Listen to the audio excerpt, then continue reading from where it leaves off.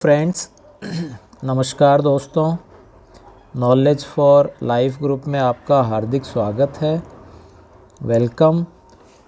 तो दोस्तों, प्रीवियस कुछ वीडियोस में हम आरएसआर का एक जो चैप्टर है वेतन, उसको हम अच्छे से समझने का प्रयास कर रहे हैं।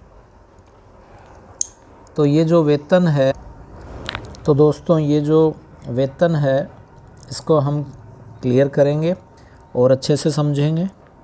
तो आगे बढ़ने से पहले दोस्तों मैं ये बताना चाहूँगा कि अभी तक यदि आपने चैनल को सब्सक्राइब नहीं किया है तो सब्सक्राइब करें, वीडियो को ज़्यादा से ज़्यादा शेयर करें और चैनल को सब्सक्राइब करते हुए इस वीडियो को लाइक भी करें।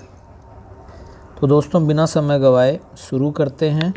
हमने यह पीछे कुछ वीडियोस में पढ़ा था कि जो अपर पोस्ट से लोअर पोस्ट में आता है तो दोस्तों क्या कंडीशन होती है, किस तरह से हम उसको समझते हैं, और फिर उसके बाद में कुछ और बातें हमने जो दृष्टांत से संबंधित भी क्लियर की थी। आज हम दोस्तों उसी को ही थोड़ा सा और अच्छे से समझना चाहेंगे। तीसरा पॉइंट है, यह पहले क्लियर किया जा चुका है पिछले वीडियो में कि वेतन स्थिरीकरण का विकल्प उच्च पद से सीधी भर्ती के नियुक्ति के 2 माह के नियुक्ति प्राधिकारी को प्रस्तुत करना होगा, और ये जो भी नए वेतन वाले हैं, पुराना वेतन है, ये अपने आप ही स्वतः मिल जाएगा। आज हम दोस्तों इससे आगे का पेज नंबर 55 और यह शुरू करते हैं। ठीक है दोस्तों, तो इसमें क्या है देखिए। तो इसमें यह दे रखा है कि यह आदेश जो पिछले वीडियोस का आप देखिए किससे संबंधित है। अधिसूचना क्रमांक F27 वित्त ग्रुप 85 दिनांक 12/6/85 के द्वारा 1/9/2081 से प्रभावशील कर दिया गया है। सहकारी विभाग को एक दृष्टांत लेते हैं। कनिष्ठ लिपिक 1/9/1989 से पूर्व वेतनमान 950-1680 में स्थायी है। उसी विभाग में वरिष्ठ लिपिक के पद पर कार्यवाहक के रूप में फिर वह पदोन्नत हो जाता है और फिर उसका वेतन 1530 हो जाता है। तो दोस्तों वह संयुक्त प्रतियोगी परीक्षा के माध्यम से नायब तहसीलदार के पद पर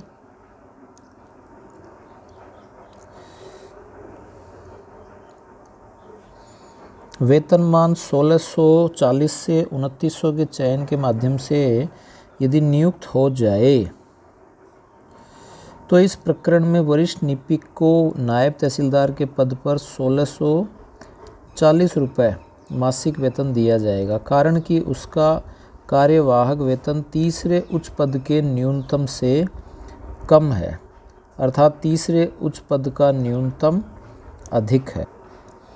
हाँ, तो दोस्तों इसमें आपको कोई कन्फ्यूजन नहीं होगा कि फर्स्ट LDC, सेकंड UDC और फिर उसके बाद वह RAS बन जाता है। तो RAS में जो उसको सैलरी मिली है वह salary first post, second post और ये जो थर्ड पोस्ट है, इस थर्ड पोस्ट की जो सैलरी है वो मैक्सिमम है। तो यही इसमें क्लियर है कि वरिष्ठ लिपिक की नायब तहसीलदार के पद पर 1640 रुपये में इसका मासिक वेतन दिया जाएगा। क्यों? क्योंकि तीसरा जो उच्च पद है उसके न्यूनतम जो ये 1530 है, उच्च पद के न्यूनतम से कम है। जो भी तीसरा अर्थात तीसरे उच्च पद का जो न्यूनतम है वो अधिक है। तो इसी कारण से यह हुआ। ठीक है, तो ये जो थर्ड जॉब है RS वाली, इसका जो न्यूनतम वेतन मिला है वो कार्यवाहक वेतन से कम है। कार्यवाहक वेतन जो है वो इससे कम है, इसीलिए मिल जाएगा। यदि वो ज़्यादा होता और ये कम होता तो हम कंडीशन और कुछ ले लेते। एक और समझने का प्रयास करते हैं, और समझने में हम दृष्टांत दूसरा ले रहे हैं। एक कनिष्ठ लेखाकार है, वेतनमान 5,000 से 8,000 है। इसमें स्थायी और लेखाकार के पद पर 5500 से 9,000 में कार्यवाहक रूप से कार्य करते हुए 7,425 रुपये मासिक 1/10/1998 को प्राप्त कर रहा था, और वह सीधी भर्ती प्रतियोगिता के आधार पर आरएस में आ गया और 8,000 में 1/2/1999 को यह नियुक्त हो जाता है। क्लियर दोस्तों? तो सबसे पहले वह कनिष्ठ लेखाकार पद पर था, उसका ये वेतन था, स्थायी था, तथा फिर उसके बाद लेखाकार में आ गया, उसका वेतनमान 5500 हो गया। वह कार्य कर रहा था और कार्य करते हुए उसको दोस्तों 7,425 रुपये मासिक मिल रहे हैं। ठीक है, और वह जैसे ही आरएस में लग जाता है, आरएस में लगने के बाद उसका वेतनमान 8,000 से 13,500 में आ जाता है। तो इस प्रकरण में भी लेखाकार को अब कितने मिल जाएंगे? 8,000, क्योंकि 8,000 उसके मैक्सिमम हैं। तो दूसरी इसमें जो कंडीशन आई है, स्थायी या अस्थायी पद पर अस्थायी रूप से नियुक्त किंतु नियुक्ति सीधी भर्ती, पदोन्नति, विशेष चयन, आपातकाल भर्ती या सेवा या संवर्ग के किसी भाग के रूप में भारतीय अनुच्छेद के 309 के अधीन बनाए गए उक्त संबंधी में प्रारंभिक गठन के लिए बनाए गए ऐसे नियम के अनुसार हो। यह कंडीशन है कि स्थायी या अस्थायी पद हो, उस पर अस्थायी रूप से नियुक्त है। अस्थायी रूप से नियुक्त है दोस्तों। किस रूप से नियुक्त है? अस्थायी। अस्थायी या स्थायी रूप से वह नियुक्त है, परंतु इसमें होता क्या है कि अस्थायी और अस्थायी रूप से नियुक्त होने पर जब भी वो संविदा कर्मी के रूप में माना जाता है, तो वह संविदा कर्मी के रूप में मानने पर उसकी सैलरी चलती रहेगी, और उसके प्रोबेशन में जो प्रोबेशन काल है वो उसके प्रमोशन में ऐड होता है। तो सीधी भर्ती, पदोन्नति, विशेष चयन, आपातकालीन भर्ती, सेवा या संवर्ग के किसी भाग के रूप में अनुच्छेद 309। इसी प्रकार यदि नए पद पर न्यूनतम वेतन स्थायी रूप से धारित पद के अतिरिक्त पद के वेतन से कम हो, न्यूनतम पद का, नए पद का जो वेतनमान है, नए पद का न्यूनतम वेतन और स्थायी रूप से धारित पद है के अतिरिक्त पद के वेतन से, जो अतिरिक्त पद जो हमें मिला हुआ है उसके वेतन से कम हो, तो कर्मचारी का वेतन को छोड़कर ऐसी स्टेज पर स्थिर किया जाएगा जो पुराने पद के अंतिम वेतन के समान हो। बिल्कुल ये बात पीछे क्लियर बहुत अच्छे तरीके से कर चुके हैं।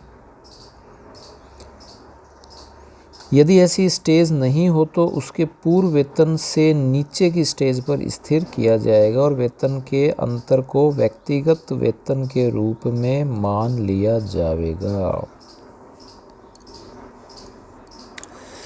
राजस्थान सेवा नियम 8/24 के अंतर्गत परंतु प्रोविजो तथा संशोधित वेतनमान नियम 2008 के नियम 21 के द्वारा प्रोबेशनर प्रशिक्षणार्थी शब्द जोड़ने तथा उस अवधि में वेतन नहीं देकर पारिश्रमिक के भुगतान में यह नियम महत्वपूर्ण नहीं रहा है। तो इस तरह से दोस्तों यह आपके दृष्टांत और हो जाते हैं। जिसमें हमने यह बातें क्लियर की हैं। तीसरे पॉइंट में भी 2 शर्तें हैं, चौथे पॉइंट में भी 2 शर्तें हैं। फिर उसके बाद स्थायी अस्थायी से संबंधित कुछ बातें और हैं। ऐसे ही दृष्टांत ही यह अलग अलग रूप से लिए गए हैं जिनको हम समझते चलेंगे। कुछ ऐसी बातें विलोपित भी हो चुकी हैं।